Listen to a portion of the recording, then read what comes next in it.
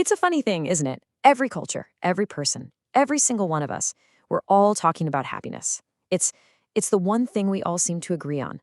So why in a world that's more connected, more abundant than it's ever been, does true happiness so often feel like it's just slipping through our fingers? We're always chasing something, right? The next promotion, a new relationship, that perfect goal. We tell ourselves happiness is waiting for me right there at the finish line. But what if the problem isn't that we fail to reach it? What if the problem is the restless, endless chase itself? Okay, so let's ground this in a modern idea for a second. Psychologists have a name for this chase. They call it the hedonic treadmill. The core idea is that we humans, well, we are absolutely brilliant at adapting. You get the new job, you buy the new car, and sure, there's a surge of joy. But then, almost without you noticing, that just becomes your new normal. And just like that, you're back on the treadmill, already wanting more. But this isn't a new discovery. Not really. Ancient wisdom saw this coming a long, long time ago. In Indian philosophy, they make this incredibly important distinction. On one hand, there's sukha. That's pleasure. It's temporary, it comes from having things, and it's always this repetitive loop. But then there's ananda, and that's something else entirely. It's a lasting, still bliss that comes simply from being. This image here, it just perfectly captures the trap of chasing only that fleeting pleasure, that sukha. We are just like that dog with the bone. We think the satisfaction is coming from the bone itself, from the external thing. But in reality, we're just tasting our own energy, our own life force, that we're spending in the desperate chase. It's a powerful and deeply self-defeating cycle.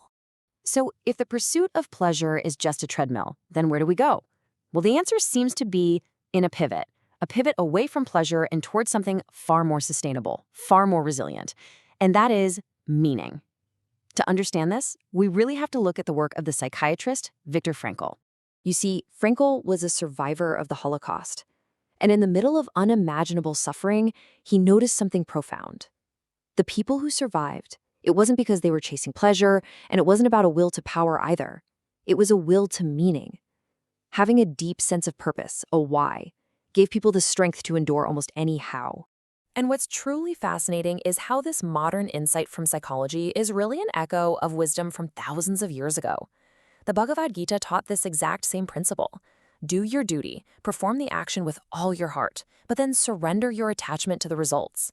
The real freedom is found in the action itself, not in whatever reward you think it's going to bring you. Whether we find it through meaning or through this idea of non-attachment, this deeper way of being, it requires a certain kind of mindset. Before we can really receive any of this wisdom, we first have to learn how to listen, how to just be receptive to life. There's this beautiful old metaphor that explains this with 4 pots standing in the rain. So, which one are you? Are you the inverted pot, completely closed off, rejecting anything new? Or maybe the cracked pot? You hear the wisdom, but it just leaks right out. Perhaps you're the muddy pot, where all your old prejudices just contaminate any new insight. Or are you the clean pot, open, empty, and just ready to be filled? That's the state it takes, that clean, open receptivity. And this brings us right to the very heart of it all. After all of this seeking for pleasure, for meaning, for the right state of mind, we land on this stunning paradox. The frantic search, the constant looking for happiness, that is the very thing keeping us from it. The awareness inside you that is doing the seeking is the very peace it's seeking. The tradition of Advaita Vedanta puts it so perfectly. The seeker is what is being sought. There's no separation. There's no distance to travel. Now, this might all sound very philosophical, maybe a little abstract, but this is where things get truly exciting. Modern neuroscience is actually starting to map the physical evidence of this state of oneness inside the brain. The ancient inner science and our modern outer science are finally meeting. So, using fMRI scans, scientists are looking at the brains of long-term meditators. And what they're seeing is that the default mode network, which is basically the part of your brain responsible for that chattering ego, that constant sense of me, it actually quiets down. The neural signature of your separate self literally softens, and the brain's activity enters this incredible state of coherence. And when that happens, the search just stops. It exhausts itself. And you finally get the great cosmic joke of it all.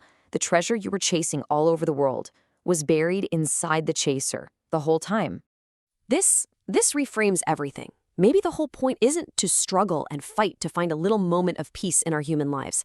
Maybe we are already peace itself, and we're just here, navigating the beautiful, messy, temporary experience of being human. If this journey touched your heart, support our work by liking, sharing, and subscribing to Sacred Vantage Bliss. Let's keep exploring